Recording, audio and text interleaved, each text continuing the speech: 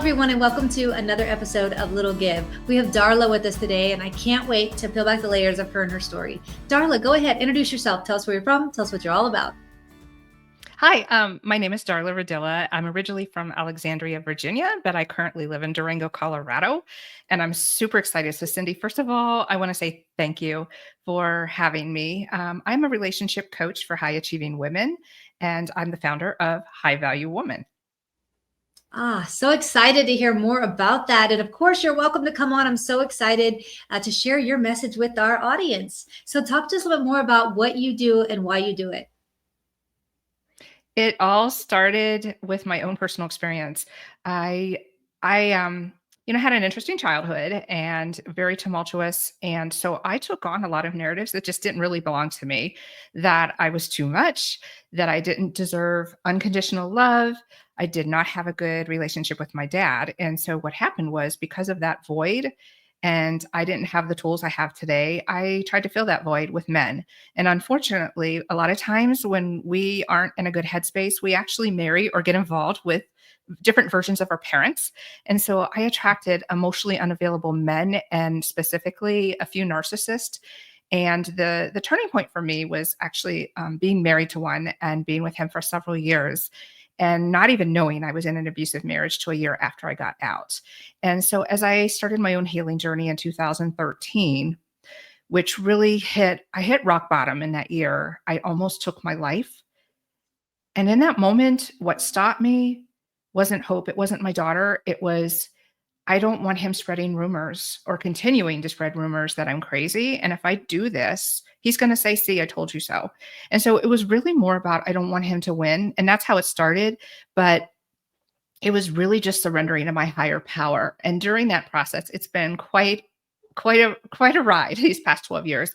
And there's been plateaus in my healing, but there's also been, like, particularly over the past couple of years, these huge jumps where 2 years ago I realized I didn't even know who I was, let alone love myself. So that went down a path. And then over this past, I would say 9 months, I really feel like I am just getting out of another dark night of the soul, for sure. And this is my second one. But what I found is, when we go through these really tumultuous times, not only do they make us better within ourselves, but it's given me the opportunity to share those experiences with other women.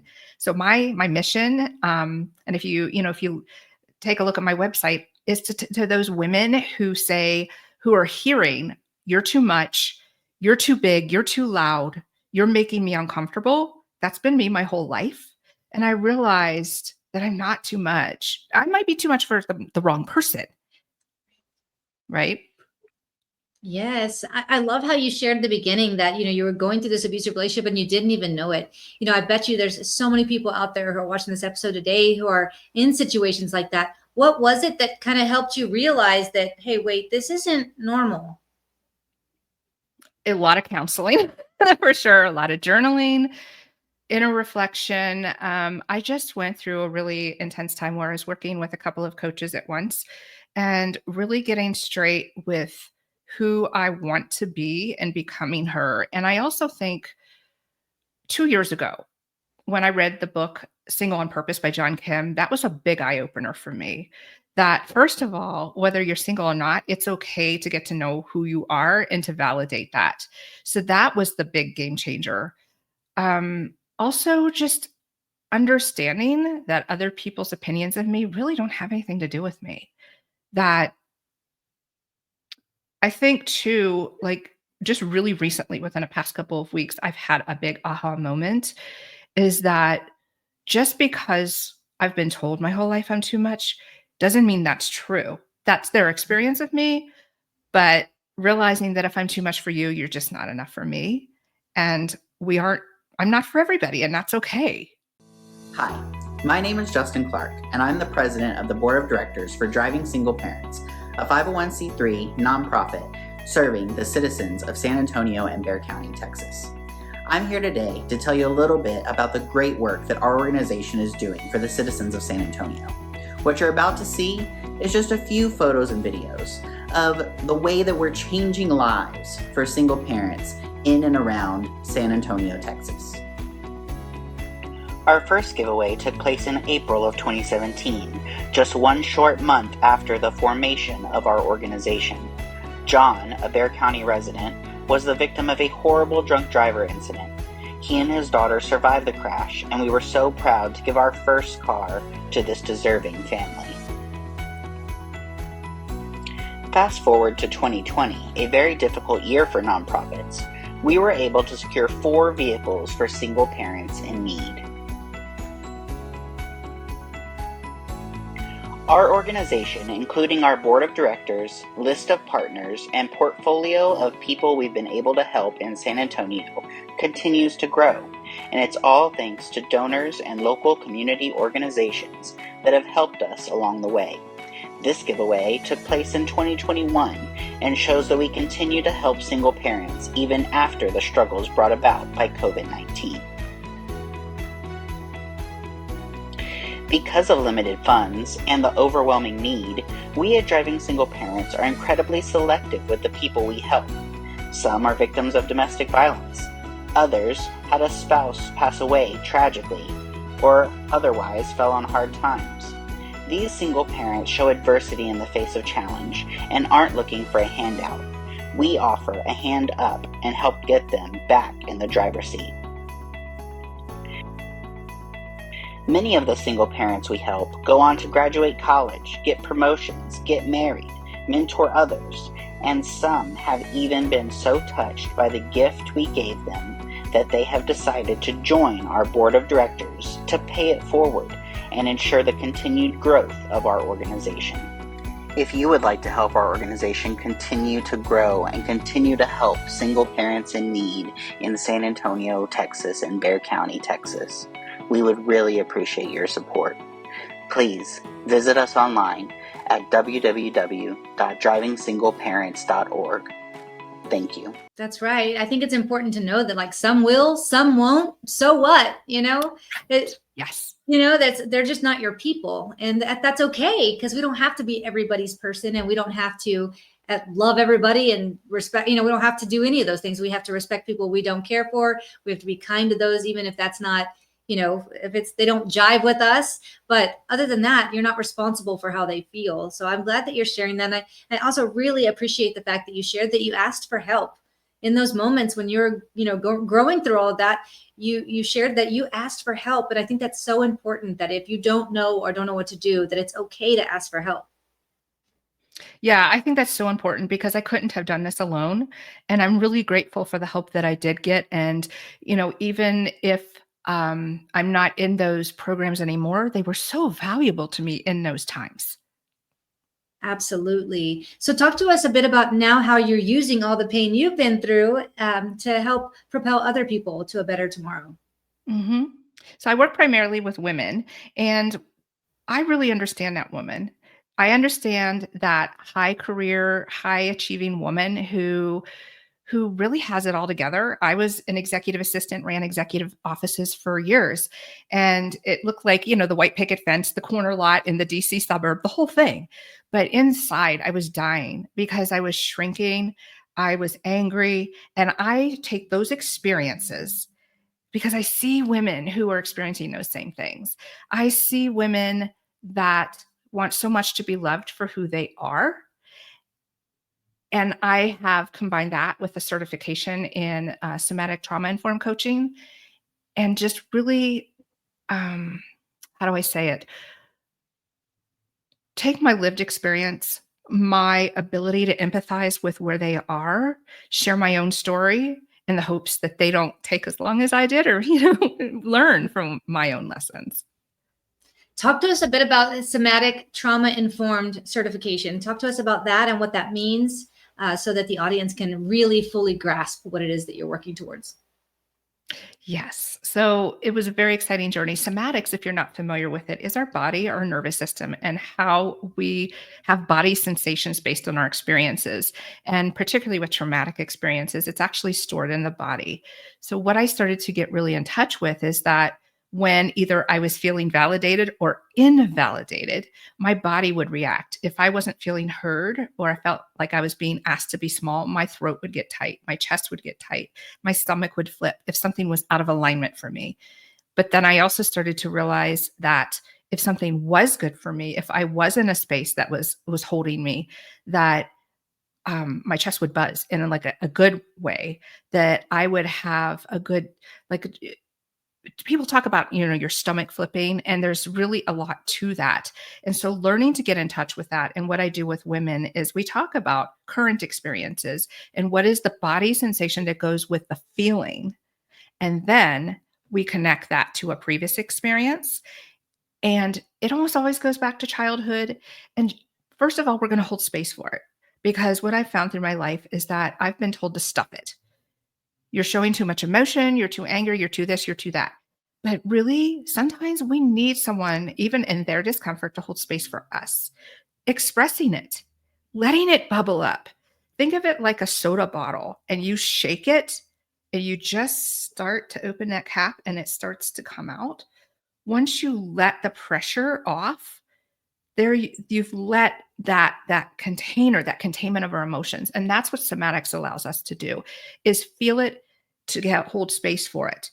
And the trauma-informed piece is what I found through my own experiences. And I'm sure it was unintentional, but particularly with narcissistic abuse recovery, it's a form of brainwashing. And sometimes if there is a lack of lived experience with a therapist or counselor, they don't understand that. And so I would get re-traumatized because they were asking things of me that were kind of out of alignment with how you heal and reprogram your brain. And so I really try to be very careful to walk with them, but we don't talk about everything that's happened to you since your childhood. I feel like reliving that over and over and over again with different therapists actually kind of put that needle in the record, that rut deeper. So we just talk about specifics. Wow. I love the method there, because you're right. It can be very traumatizing. I wrote a book called Beyond the Smile, and I remember sharing so much in that book of my journey and remembering and kind of living some of the things that I had grown through. And I can't say that it was a bad thing, because it was a great release, but doing it over and over again, like you're describing, I can see how that might be triggering, or like you said, kind of just pin it in your life. Like, this is your life, instead of being able to work through it. I also like how you talked about, don't ignore the emotions, let them fizz up, let them come out, and then you can move forward. So I love what you're doing. What do you think it is about you and your personality that made you say, hey, I went through this, I can help somebody else, instead of just like, I'm glad that part of my life is over and I never have to deal with it again? Mm-hmm. I think part of the reason that I'm so intense is that as a child, I learned very early that I could only depend on me, that I had to be very strong. My dad was very much a bully. And so I had to be big and loud to defend myself. While some of those skills didn't transfer so well into adulthood, at the same time, it actually was my saving grace. It was that strong-willed woman that got up off the floor in 2013 and didn't kill herself. So yes, I think it's really just part of who I am. I love helping others. I found that when I was talking with friends and I would see things within them that I wanted to help with, there is just this passion. And I think it's just part, if you're familiar with human design, it's part of my human design as well. And there is this feeling of compassion for women who are like me. And I feel like I'm doing a disservice to society as a whole if I've learned all of this and I've gotten all of this knowledge and growth and I don't share it. Hi, my name is Andrew Fraley, and I believe that sometimes we all need a little bit of help. If you're in the San Antonio community and you need some legal help, call me at 210-725-4658. And I totally get that passion for helping others. I feel the same way. It's just like, it's just something in me that just makes me want to like just help people not have to go through what I've already been through. So I totally get it. Yeah. Yeah. So tell absolutely. us, so what part of what you do is your favorite part? Wow. I have to say my podcasting is actually my favorite part of what I do. I have a podcast called You Have the Power. I recently renamed it to The Road to Truth, Freedom, and Real Connection. And while I am still focusing on trauma and narcissistic abuse recovery, I've expanded that to relationships as well. This is I celebrated my 1 year anniversary this month in August. And I realized that when I started it, I was in a different headspace. And while, yes, I am still going through my own healing journey, I've actually kind of reached another level where I really am embracing who I am. I am honoring it. And I'm really looking for true connection with people who, who, who not just validate me, but understand me. And so I wanted to expand that to not just dating relationships where it initially went, but now all relationships. Because some of us, like me right now, while I'd love to have a partner, I'm single on purpose until I find the right person.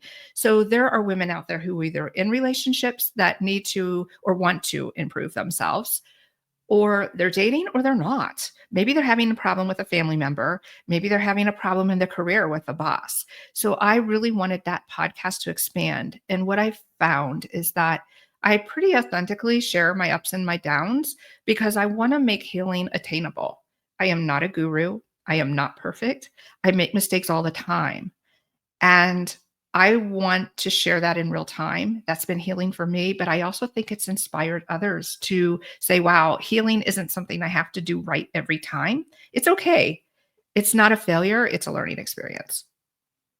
Absolutely. What do you think it was that got you excited about doing a podcast? Not everybody decides to do a podcast. What made you think, hey, you know what? The next best step is podcasting so I can help more people?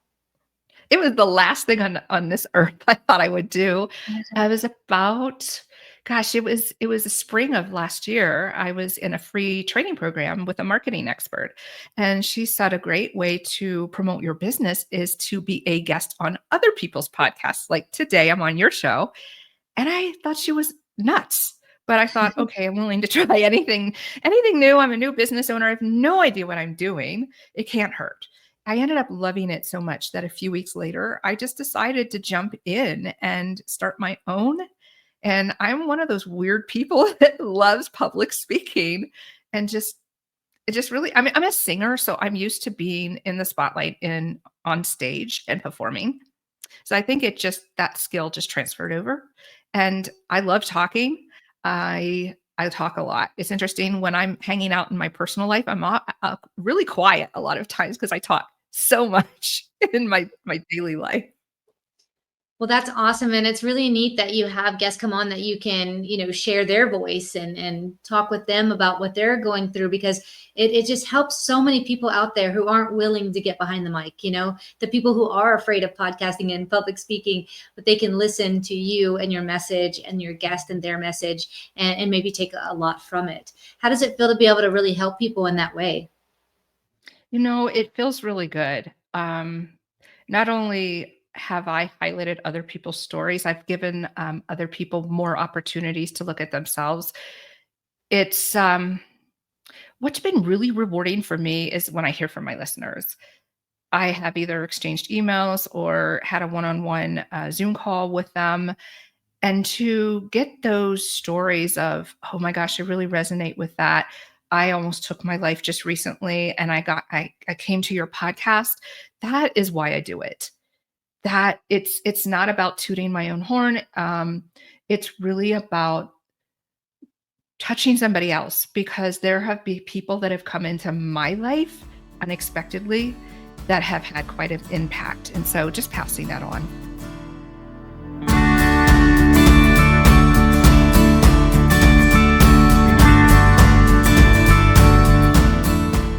Can you give the audience an example of a little thing that they could do in their community that might just be a little give on their end, but might make a big impact on the other side?